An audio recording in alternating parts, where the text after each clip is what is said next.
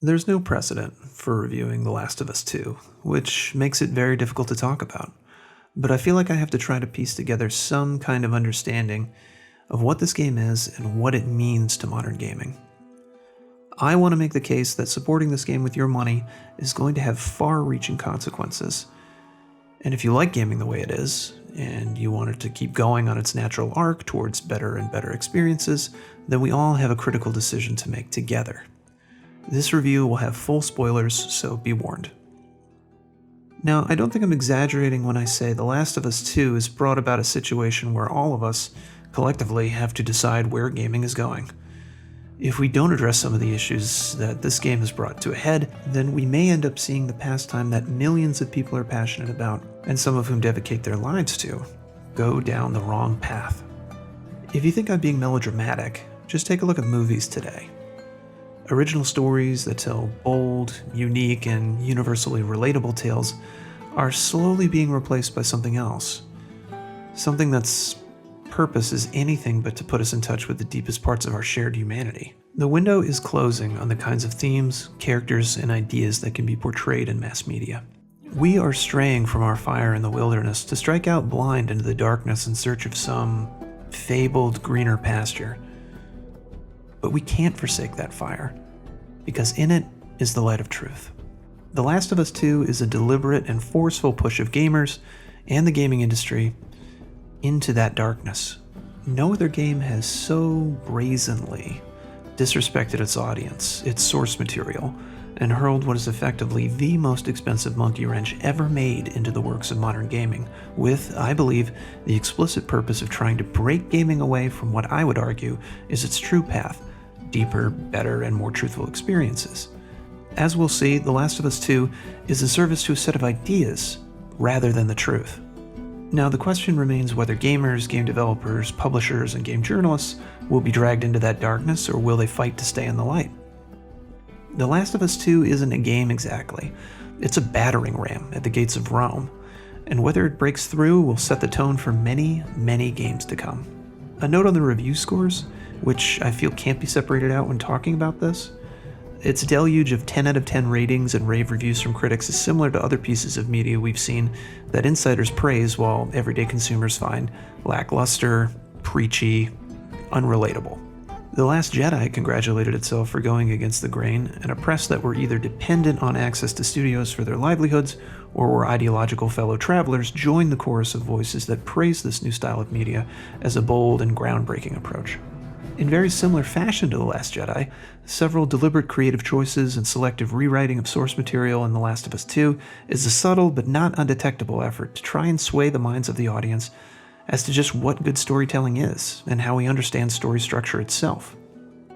It goes so far as to attempt to reset our system of values so that a character is lauded for what they look like rather than what they do, and what real-world cause they symbolize rather than what connects them to the eternal threads of narrative. This was a gambit to change story itself. Now, it took me a while to figure this out. I had a good, long think about the game, and after reading interviews with Neil Druckmann and watching several panels about the game, it became clear that something more was afoot, and the game would defy being reviewed conventionally. Here's the key thing you need to understand about the game, and I think it's something that most people are overlooking. It's not about the story, and it never was. As I played, I first thought it was just lazy writing or a lack of talent, but no, that can't be. It's all far too deliberate. How is it that one of the biggest studios in the industry with an impeccable reputation and a catalog of top-selling games, how could it be they would stray so far from what made them great? Because their goal was never to tell a good story. It was to break story apart. Now, if this sounds strange, let me explain a little bit more about story. There's a book that Neil talks about quite a bit called Story by Robert McKee. McKee is a screenwriter and film professor, and Neil talks very glowingly about his book, and rightfully so. I've read it, and it's a fantastic book for understanding not just movies, but the functions and design of narrative. In the book, McKee covers two concepts that will be very useful to us in understanding the game: archplot and antiplot. Archplot is the classic story design that is universally recognized, which McKee defines as the following. A story built around an active protagonist who struggles against primarily external forces of antagonism to pursue his or her desire through continuous time within a consistent and casually connected fictional reality to a closed ending of absolute and irreversible change. This could describe any number of movies, and you can probably think of a dozen or more without really thinking too hard. Ghostbusters, Die Hard, Star Wars. Now, this is why The Last of Us 2's story is so hard to understand, because it has the outward appearance of being an arch narrative or arch plot, a revenge story with a down ending. I'm gonna find, and I'm gonna kill every last one of them.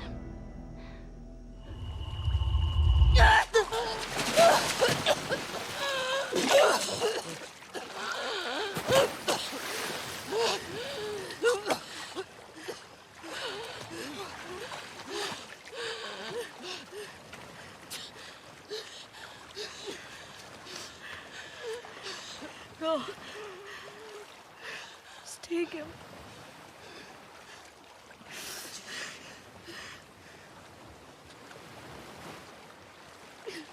But if we judge it based on the traditional storytelling mechanics most of us have absorbed from movies, TVs, and games, then it comes off as a total mess and easily one of the most half-baked, poorly executed stories ever told. This is especially apparent when we have the first game to compare it to, which truly was a masterpiece. But again, it's not about the story. Don't get hung up on that. It's all about the ideas behind it.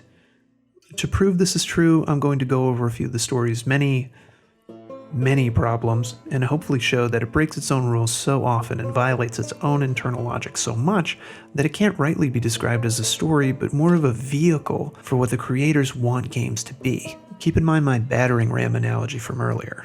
Don't think of this as a game or a story in the traditional sense, but a means to a very specific end. McKee would refer to this as anti-plot, of which he says, "This set of anti-structure variations doesn't reduce the classical but reverses it, contradicting traditional forms to exploit, perhaps ridicule, the very idea of formal principles. The anti-plot maker is rarely interested in understatement or quiet austerity, rather to make clear his or her revolutionary ambitions. His film tends towards extravagance and self-conscious overstatement." This is why when the leaks hit, it provoked such a panic. Sony, wanting to protect their investment, likely leaned very heavily on gaming outlets to give it good treatment. This became crucial because what they appeared to be selling was an arch plot, but really it was an anti-plot. If gamers caught wind of this, it would mean millions in lost sales. The following crackdown on online commentary about the game should tell you all you need to know. They were planning on tricking gamers with a bait and switch. They even released trailers model-swapping characters to make it seem that Joel was in the game when, in reality, he's only shown in flashbacks and is never a playable character. Deep in the conceptualization of this game is the idea that truth doesn't matter. It doesn't matter that the advertising was misleading. It doesn't matter they ignore the histories of characters. And it doesn't matter that the actions characters take violate all logic. And this is all because the game does not judge itself by the standards of an arch plot. It wants to create new standards and new rules for how stories work, because the purpose here is not to entertain, but to correct. This is why when you try to interpret the game as an arch plot and not the anti-plot that it really is, you feel as if your brain isn't working. Characters routinely make choices that make absolutely no sense. The biggest of these violations of internal logic is Joel's death. Joel's brother, Tommy, someone just as capable and experienced as him, reveals their identity to complete strangers twice. These strangers are all heavily armed and are wearing military gear and insignia. Given that the military were antagonists in the first game and Tommy was a Firefly, who would be deeply suspicious of anyone in a uniform, it's beyond a stretch that they would give their real names to people who could potentially be unfriendly. This is something the first game handles very well with the scene of Joel sensing an ambush. Easy. Holy shit. Help! Are we gonna help him? Put your seatbelt on, Ellie. Well, what about the guy? He ain't even hurt. Alone and sick and by feet and understand. Oh Lord, if you hear me, please take my hand.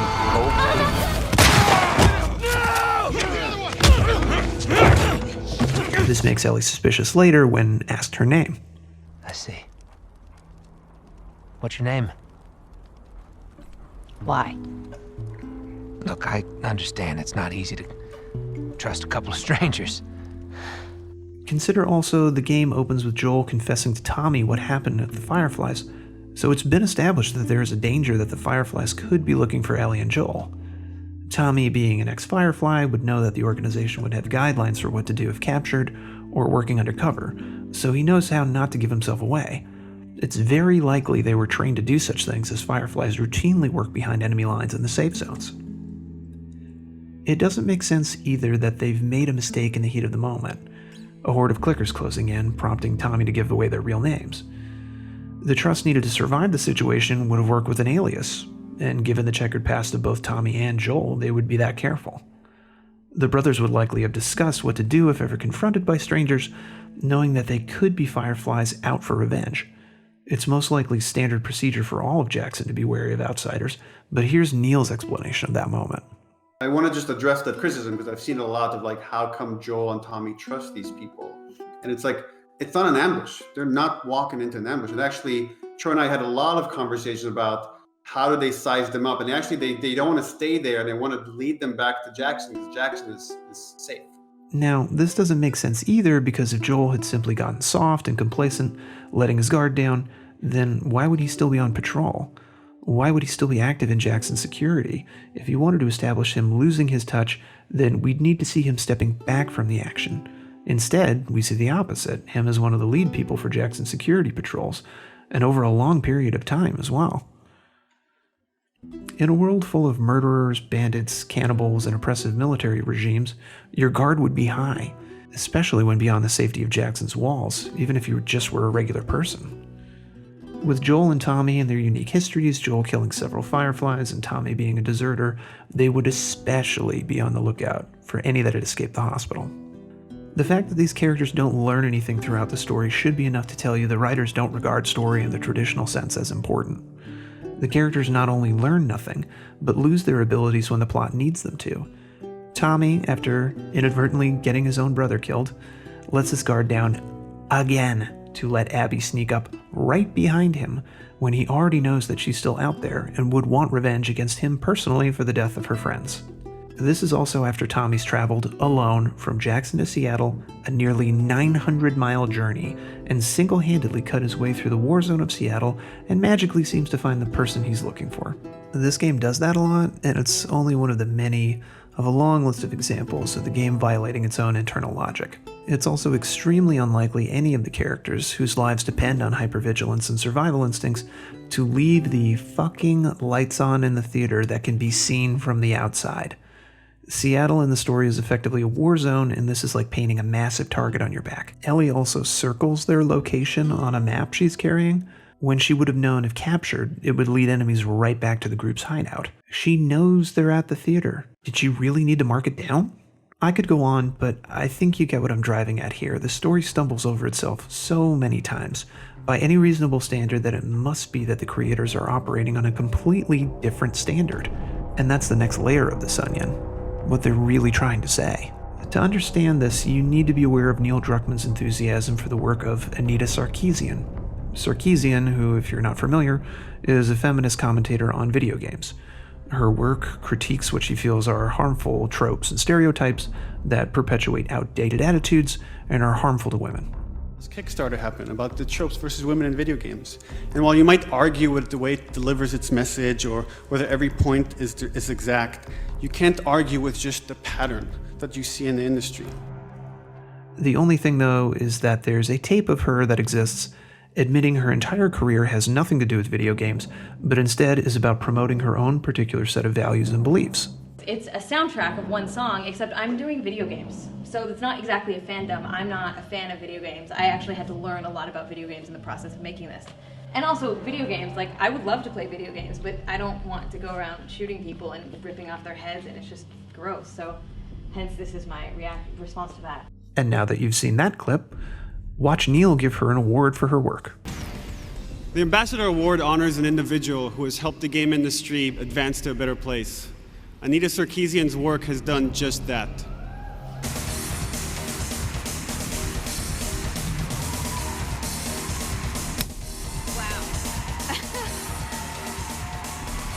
Now watch this clip of Anita's interpretation of media and culture. Because like when you start learning about systems, everything is sexist, everything is racist, everything is homophobic, and you have to point it all out. The problem here is this doesn't represent any kind of reality most people experience. How could everything be racist, sexist, and homophobic all the time? That certainly is convenient if you make your living from consulting fees from game developers to make sure their products pass an ideological purity test. The list of characters in games that affirm women is so long it would be impossible to name them all here, and this dates back to the very beginning of gaming when characters like Samus Aran and Lara Croft were massive sellers. The bizarro world of Neil Druckmann, Anita Sarkeesian, and as you'll see, The Last of Us 2 is an unreality that they're trying to convince you is real. Now, I'm not a sexist, a racist, or a homophobe.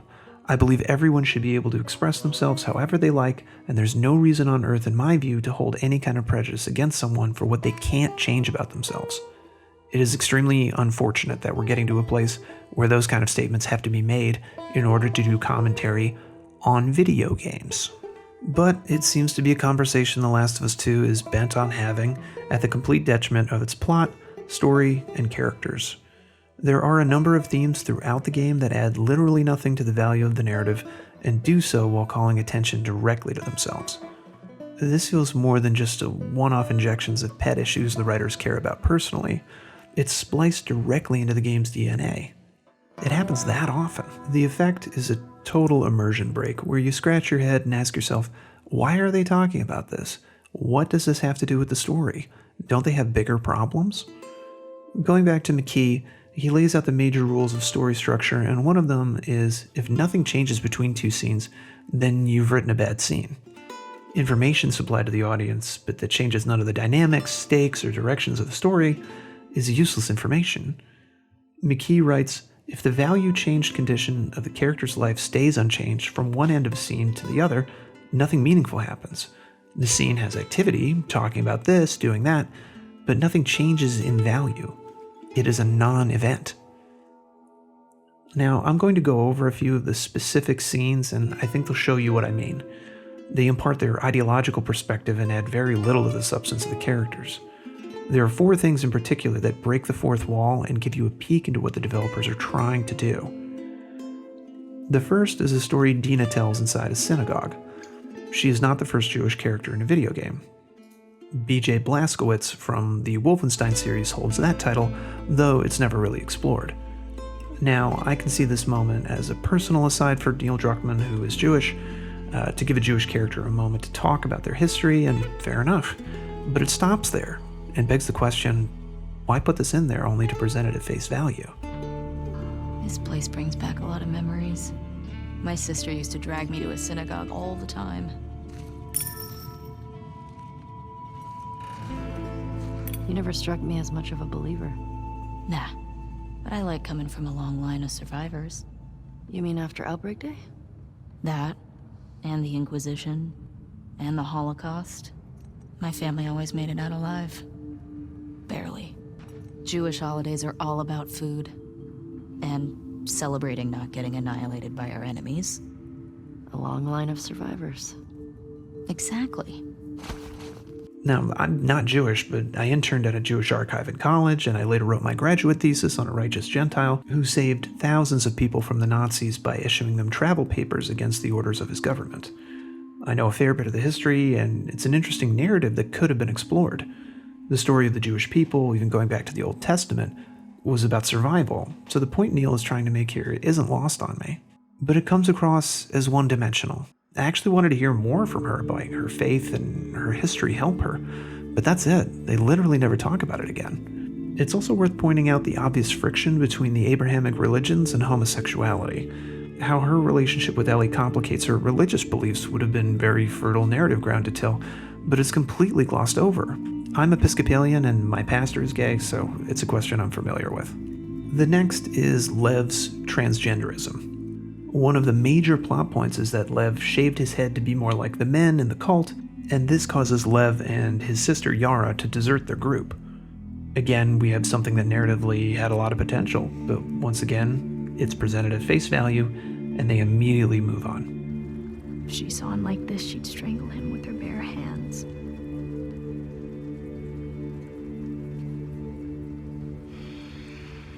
How much did he tell you? Not much. I heard some of your people calling him Lily.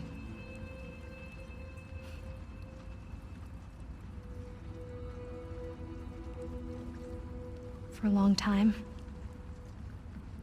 I didn't understand why he was questioning the laws, the traditions.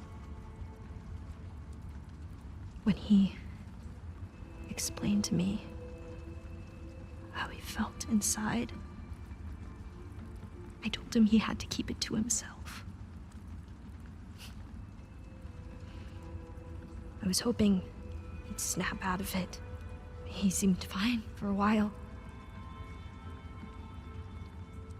But then he shaved his head. Like one of the men. It was suicide. Is that when you ran? First, I screamed at him. I hit him. I was so stupid.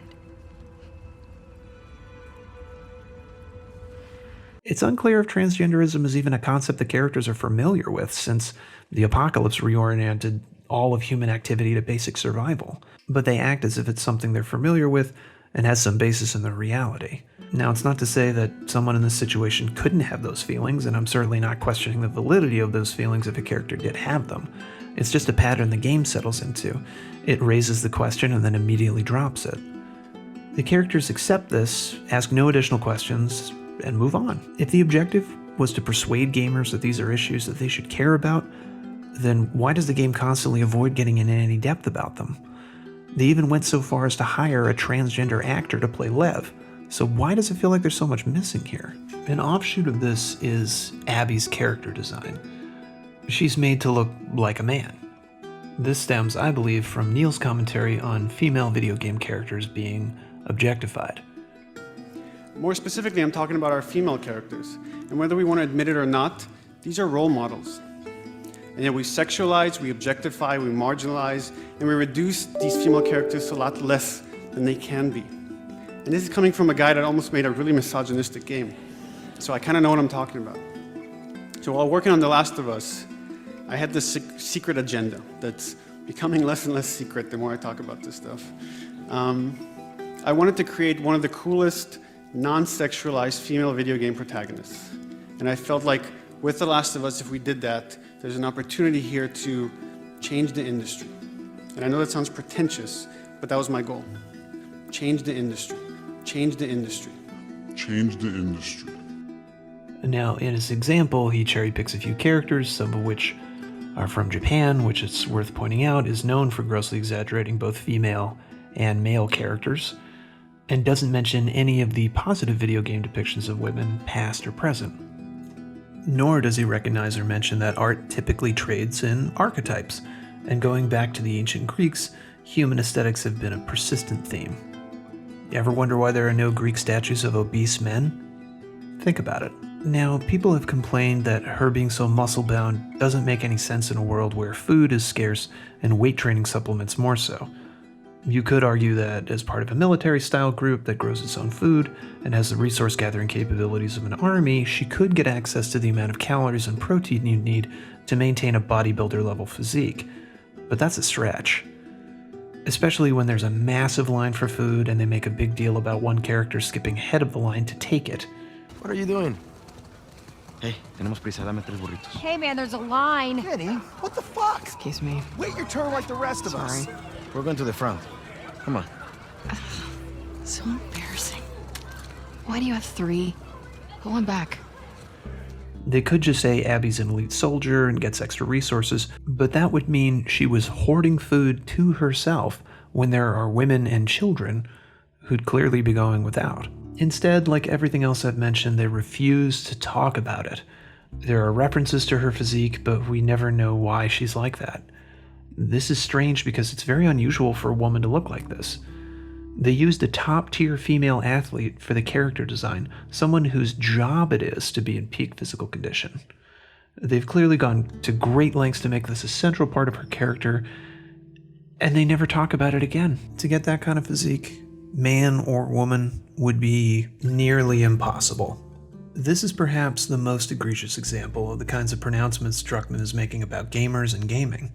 It's what I find personally most offensive about this sort of thing, to assume that all gamers hold sexist attitudes and that their criticism is rooted in that, rather than the obvious problems there are with the characters and the story. The people criticizing the game aren't racist, sexist, or homophobic. They're upset that the quality of the game, its story, and characters are far, far below par.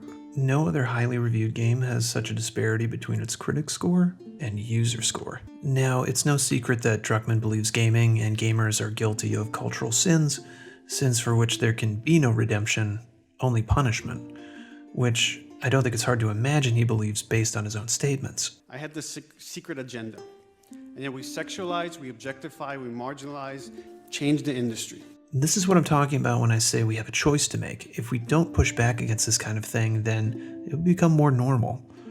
Anything outside of a small window of ideas will be labeled unacceptable, and you'll never see another challenging or difficult idea in a game again. Everything will be presented at face value because it assumes its own correctness. And to treat subjects like transgenderism, homosexuality, or ideals of beauty with any real depth would open up too much room for discussion. To Neil, there is no discussion. These issues are settled, and if you have the wrong ideas about any of them, then you're a bad person. End of story. This is why I believe all the themes the game puts forward are one-dimensional. They don't want to give you material that challenges you to think, but rather material that instructs you on how to think. This, to me, is the real danger. I personally believe that characters should look however the artist wants to express them. They shouldn't be limited because they're afraid of offending someone. Same goes for the content of their story. If a designer wants to create a character, male or female, with a pronounced sexuality, then that's their right. It just needs to be presented artfully. A character presented as overly sexual and having no reason for behaving that way is just as bad as Abby having muscles to rival The Rock. I would hate to see gaming become obsessed with purity tests and dogmatic adherence to a standard of characters can only be so attractive looking. I wouldn't have an issue with Abby's design if it were integrated with the story. If we can have sexy characters, then we can have buff female characters.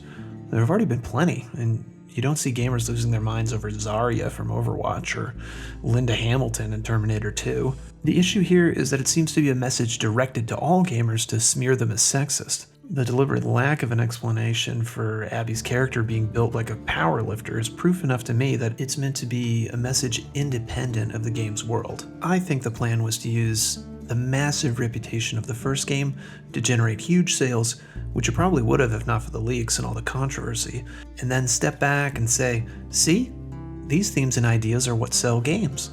And it would be hard to argue had the game sold 10 million copies in its first 2 weeks. With sufficient cover established, more games with what I'll call corrective themes would be made, and gradually change the tone and substance of gaming to fit ideological perspectives of the activist class in the gaming world. Now here, I feel like I should say that I'm not opposed to having these kinds of themes in a game. If you don't like the game for having these things in it rather than how poorly they're handled, then I would say that isn't a fair criticism. You can have gay characters, you can have buff characters, you can have any kind of characters you want. We just want good stories. Now, this leads us to another big flaw when it comes to how the game handles its ideas, and that's Ellie and Dina's relationship. Aside from the religious issue I mentioned earlier, there's another thing that surprisingly barely anyone is talking about, and that's Ellie's immunity. We assume, based on her exchange with Joel over Jesse being a potential love interest, that Ellie is not bisexual and only prefers women. This could have been a great direction for the story to go because, though she might be able to pass on her immunity to her children, she'd be deeply conflicted about it because she isn't heterosexual. Instead of going down this much more interesting path, the writers skip over it completely. Ellie revealing her immunity to Dina likewise has no consequence in the story. It changes nothing about their relationship. It would have been more interesting to have outside pressure from Dina or whoever acting on Ellie to pass on her immunity. but that isn't the point they wanted to make. Again, I think the plan was to have a wildly successful game with a gay romance at its center, to try and build the case that games with these themes aren't held back from financial success. The only problem is they tried to take the easy route there. They aren't achieving their goals by showing the characters as complex human beings with a real connection, but rather as tokens to be used in proving a point. It all comes off as shallow and reductive. Remember Bill from the first game? Remember how no one complained he was gay? Remember how that was thoughtful and a compassionate exploration of his character? That's how it's supposed to be done. Now, this last one is more funny, but it's about the character Manny, how he's pretty much a racial stereotype. Manny is Mexican, which they go far out of their way to make clear. I feel like the farther south we go, the prettier it's gotten. You want to keep going? And just drive all the way to Mexico? I've thought about it. You can see Manny's hometown. Yeah, I don't see that living up to his stories somehow. Yeah, no, probably not. He talks in Spanish constantly. Vámonos. Get me something con picante. Movie's the one with... ¿Cómo se llama? The girl who writes the wall. Oh, I love that one. And drink. My mezcal from the party last week. Excuse me? You mean our mezcal? See. I'll save some for you. Even when there are no other Spanish characters around, we never meet another Spanish character. He's a Lothario with a reputation for romantic conquests. Hey, thanks for giving me the room last night. Yeah, who was it this time? That cook chick? Nah, the weather chick. She's down from the mountain. Oh, the scientist. Nice. Scientist, huh? And he even eats burritos, though to be fair, that was what was on the menu in the cafeteria that day. It was all they could do, I'm sure, not to give him a sombrero and a pair of maracas. I'm not sure why they made Manny like this. It comes off like the writers have never met a Mexican person, and if I'm very cynical, it feels almost as if this was bait for online trolls to take issue with having a very pronounced Mexican character in the game, but who knows? All I know for sure is Manny, like almost all the characters, is a complete disaster. So, with all these things now dredged up from the surface, what are we really looking at here? To me, it's whatever the opposite of a love letter is to fans of the first game and gamers in general. While playing it, I couldn't help but think of an article I'd seen pop back up during all the controversy. It's by a woman named Lee Alexander, and the title of the piece is Gamers Are Over. In it, she launches a salvo of reductive smears at people who like video games, painting them all as toxic, misogynists, and losers.